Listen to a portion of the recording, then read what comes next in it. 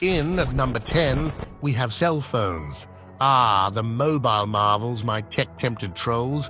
Inmates use these pocket-sized portals to the outside world for everything from organizing crime to ordering pizza. A cellular circus of subterfuge. Let's discuss their illicit uses, shall we? Imagine my criminal chimeras, an inmate sitting in a confined cell, yet virtually roaming the streets to organize all sorts of nefarious activities. These pocket-sized portals provide the perfect medium for coordinating crimes from drug trafficking to extortion. The audacity. A captive commander pulling strings in a world he no longer walks, a felonious feat facilitated by mobile technology. Welcome, my contraband-curious cadavers. Assemble your spectral selves around this cryptic cauldron of knowledge, for tonight's tale is one of intrigue and illicit activities that lurk in the shadows of correctional facilities. Oh yes, prepare yourselves to journey into the heart of the high-walled fortresses that society has built to contain its rule-breakers and law-benders. What we'll find inside are tales as old as time, the human thirst for forbidden fruits, and the cunning capers employed to acquire them. Tonight, we count down the top 10 forbidden items smuggled into prisons.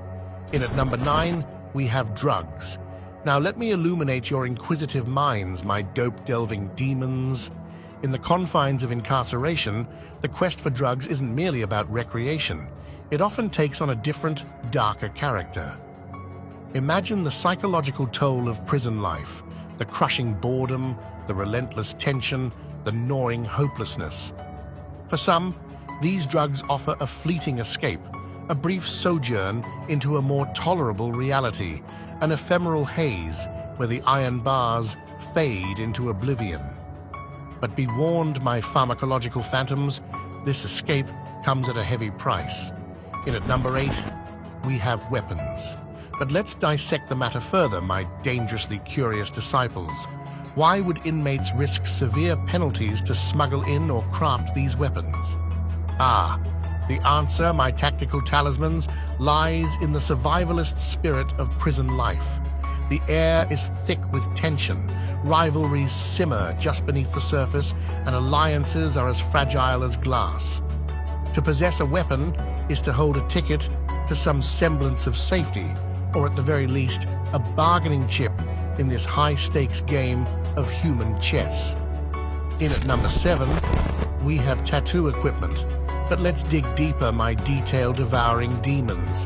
Why are tattoos so coveted in the prison ecosystem?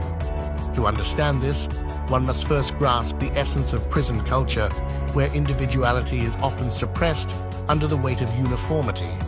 But the ink flows like an underground river of resistance, allowing inmates to reclaim a piece of themselves. Whether it's gang affiliations, tributes to loved ones, or symbolic representations of their life stories, each tattoo serves as a chapter in an ongoing autobiography inked in pain and permanence. In at number 6, we have alcohol. But first, let's explore the recipes, my potion-pondering poltergeists. The art of making prison alcohol, often called pruno or hooch, is a masterclass in improvisation. Ingredients range from the scavenged fruits of cafeteria trays to contraband packets of sugar and yeast. Inmates become clandestine chemists, fermenting their brews in anything from plastic bags to hidden containers, often letting the mixture stew for days in dark, humid corners away from the watchful eyes of prison guards. In at number 5, we have cash. But first, let's examine the supply chain, my contraband-keen cryptids. How does the cash even enter these fortified fortresses of justice? You might be surprised. Sometimes it's through visitors, concealing bills in the most ingenious ways during visitations.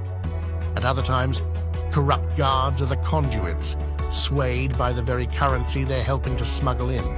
Money, in this regard, infiltrates the prison walls just as it infiltrates societal ones, corrupting those it touches.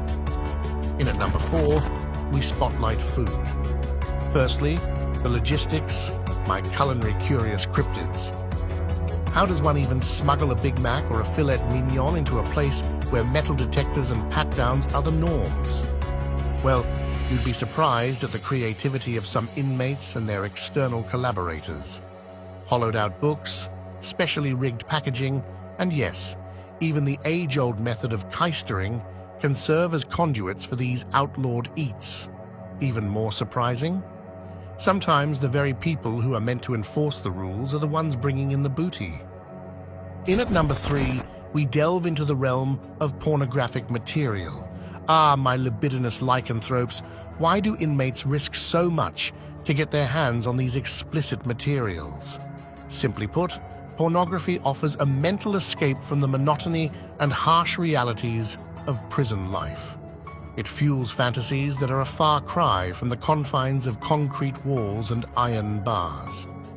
These materials serve not just as a personal indulgence, but can also become a form of social currency within the prison ecosystem. In at number 2, we turn our attention to electronic devices. Now, why, you might wonder, my curiosity-quenched chimera, would inmates risk so much for a few gigabytes of escapism? Well, these devices serve as veritable windows to the outside world. MP3 players can store not just music, but also recorded messages from loved ones, while tablets can hold ebooks, games, and educational software. It's like holding a fragment of freedom in the palm of your hand. In at number 1, we have escape tools. Before we begin, my intrigue-inspired imps, let's appreciate the timeless allure of the prison break. It's a tale as old as confinement itself, filled with cunning plots, makeshift gadgets, and often a dash of good luck or inside help. When an inmate decides to escape, they're not just crossing a physical boundary, they're making a daring play against an entire system designed to keep them in check. And there you have it, my contraband curious cadavers, a glimpse into the underworld of forbidden items smuggled into prisons. But remember, these tales are but a peek into the darker corners of human ingenuity, and sometimes ingenuity can be a real scream.